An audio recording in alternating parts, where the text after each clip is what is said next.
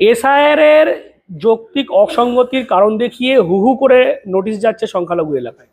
এবং আমরা দেখেছি যখন প্রথম এসআইআর শুরু হয় তখনই কিন্তু ফুরফুরা শরীফের পীরজাদা তহা সিদ্দিকী বলেছিলেন তিনিও চান এসআইআর হোক, কিন্তু স্বচ্ছ এবং একেবারে কোনো রকম যেন এক পেশে না হয়, নিরপেক্ষ বজায় রেখে যেতে হয়। কিন্তু দেখা যাচ্ছে বর্তমানে যে নোটিশ যাচ্ছে সেখানে যেমনটা অভিযোগ উঠছে অধিকাংশই কিন্তু সংখ্যালঘু সম্প্রদায়ের মানুষের কাছে।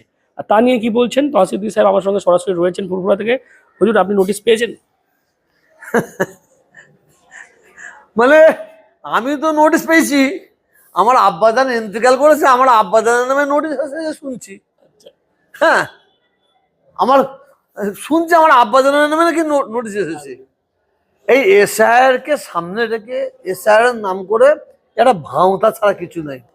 এ সংখ্যালঘু মুসলিমদের জন্য এসআইআরটা বিশেষ করে তৈরি করা হয়েছে। যদি এসআইআরটা নিরপেক্ষভাবে হয়, এটা আমিও চাই, মানে অন্য দেশের মানুষ আমার রাজ্যে কেন আসবে? আমরা তো অন্য দেশে যে বসবাস করিনি। তো এসআইআরটা হোক, এবং যারা সলিড ভোটার, সে ভোটারটার নামটা বৈধ ভোটার, সেটা নিশ্চয়ই উঠে আসুক। কিন্তু আজকে নির্বাচন কমিশনার যেভাবে একটার পর একটা কথা বলে গেছে তার তো কিছু মিলিয়ে খাচ্ছে না। এসআইআর নাম করে সংখ্যালঘু মুসলিমদের হ্যারেস্ট করা হচ্ছে, এবং কিভাবে সংখ্যালঘু মুসলিমদের নামটা বাদ দেওয়া হয় এরা ঠিক করেছে। কেন? এটা আমার মনে হয় এটা বিজেপির চক্রান্ত। আমার মনে হয় চক্রান্ত এই জন্য, বাংলায় মুসলমান মানেই তারা তৃণমূল। বাংলায় মুসলমান মানেই তারা তৃণমূলকে ভোট দেবে, ভোট ব্যাংক। অতএব ওই মুসলিমদের যাদের হ্যারেস্ট করে ভোটার লিস্ট থেকে ইচ্ছাকৃতভাবে বাদ দেওয়া হয়, এটা তারা একটা চক্রান্ত চলছে বলে মনে করি। আপনি চিন্তা করুন, আমার পরিচয় সারা ভারতবর্ষের মানুষ জানে। আমার বাপ এই ভারতের মাটিতে জন্মেছে, আমার দাদু জন্মেছে, তানার বাপ জন্মেছে, হ্যাঁ, স্বাধীনতা সংগ্রামী। আজকে আমাকে এসআইআর ফর্ম পাঠিয়েছে, আমার তো হাসি পাচ্ছে।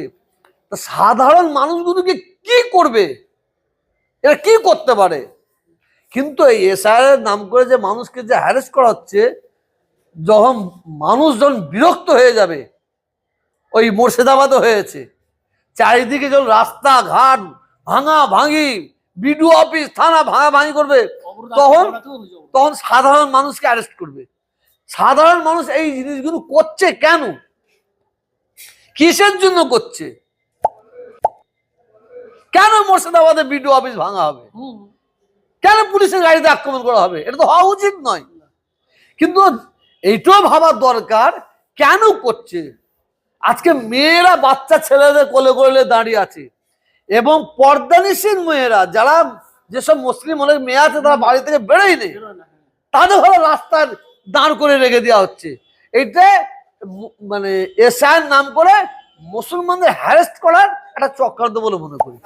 আপনি শুনলে অবাক হয়ে যাবেন, এসআইআর যদি 10,000 মুসলিমকে টাকা হয়, তার মধ্যে 100টা হিন্দু আছে কি সন্দেহ। 10,000 মুসলিমের মধ্যে প্রায় 8,000 মহিলা আছে, মহিলাদের হ্যারেস্ট করা হচ্ছে। এই রোদে কত মানে কষ্ট করে ডকুমেন্টস নেওয়া যে পূরণ করতেছে, এরপরে আবার কি বলবে জানি না। মানে এসআইআরটা এক কাজ করলো হতো, এসআইআরটা না করে সারা পশ্চিমবঙ্গের মুসলমানদের নামগুলো বাদ দিয়ে দিলে হয়ে যেত। যারা লিগ্যাল তাদের হয়ে ডাকছে, এই আমরা লক্ষ্য করে দেখছি, যারা ইনলিগাল 2 নম্বর তাদের হয়ে ডাকছে না। যারা 1 নম্বর, যাদের পিঠে কাঁটাতারের দাগ নাই, যাদের পূর্বপুরুষরা 100 বছর পিছিয়ে গেলে বুঝতে পারবেন তারা এই ভারতের মানুষ, তাদের হয়ে ডাকছে। কিন্তু মানুষ কত সহ্য করবে? যখন ধৈর্যের এটা যে ফসকে যায়, কি হতে পারে? ধৈর্যটা যখন হারিয়ে ফেলবে তাহলে কি হতে পারে? নির্বাচন কমিশনের কাছে আমার দাবি, এসআইআর এর নাম করে এটা মানুষের প্রতি এটা অত্যাচার হচ্ছে না তো, বিশেষ করে সংখ্যালঘু মুসলমানদের প্রতি? সামনে ভোট, এইভাবে টেনে টেনে টেনে টেনে নিয়ে যাবে, দেখা যাবে এসআইআর নাম করে মুসলমানগুলোকে আমার ফুরফুরা শরীফ এলাকায় 7,000 মানুষকে ডেকেছে, 7,000 মানুষকে যারা ডেকেছে সব সলিড, 2 নম্বর কেউ নাই। এই 7,000-এর মধ্যে ওই 50টা 60টা আমার হিন্দু মা বোনকে ডেকেছে। তো এসআইআর নাম করে এটা কি ভাঙতামি হচ্ছে না? এটা খুব দুঃখজনক ঘটনা। তো যত এসআইআর করবে তত কিন্তু মুসলিমরা হার হবে বলে আমি মনে করি। আচ্ছা, মুসলিমদের যদি এসআইআর এইরকম ভাবে যদি, যেটা আপনি বলছেন, যদি বাদ দেয়, লাভটা কার হবে? লাভটা বিজেপির হবে। লাভ এই এসআইআর নাম ধরে ধরে ধরে ভোটটা সামনে চলে আসবে, তো ভোট দিতে পারবে না। কিন্তু জানে না যে বাংলায় আমরা হিন্দু মুসলমান যারা আছি আমরা কি করব 2026-এ, যতই মাথা মারুক ফলটা সে তখন বুঝতে পারবে। আপনি শুনানিতে যাবেন? সেটা ভাববো না। আমাকে যদি না যাই, আমার ভোটার লিস্ট থেকে নাম বাদ দিয়ে দিক আর আমার ইন্ডিয়া থেকে নাম বাদ দিই, তাহলে আমাকে অন্য কোনো দেশে যেয়ে থাকতে হবে।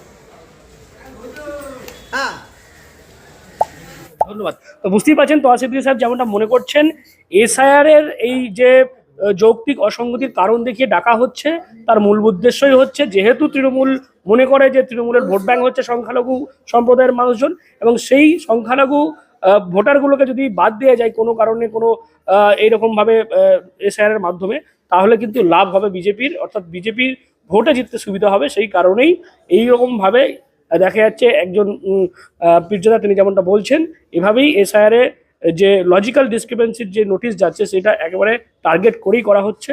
তবে সেই যে চক্রান্ত সেইটাতে কিন্তু সফল হবে না, কারণ পশ্চিমবঙ্গের মানুষ হিন্দু মুসলিম সবাই তারা উন্নয়নের পক্ষে ভোট দেন, সেইরকমই তিনি বলছেন। এখন দেখার এই এসআইআর প্রক্রিয়া চলছে, আগামীতে পরিস্থিতি কোন দিকে এগোয় এবং কি হয় সেদিকেই কিন্তু নজর রাখবো আমরা। আর আপনারা নজর রাখুন ডিএনএন বাংলায়। ডিএনএন বাংলা সবার মনে, সবার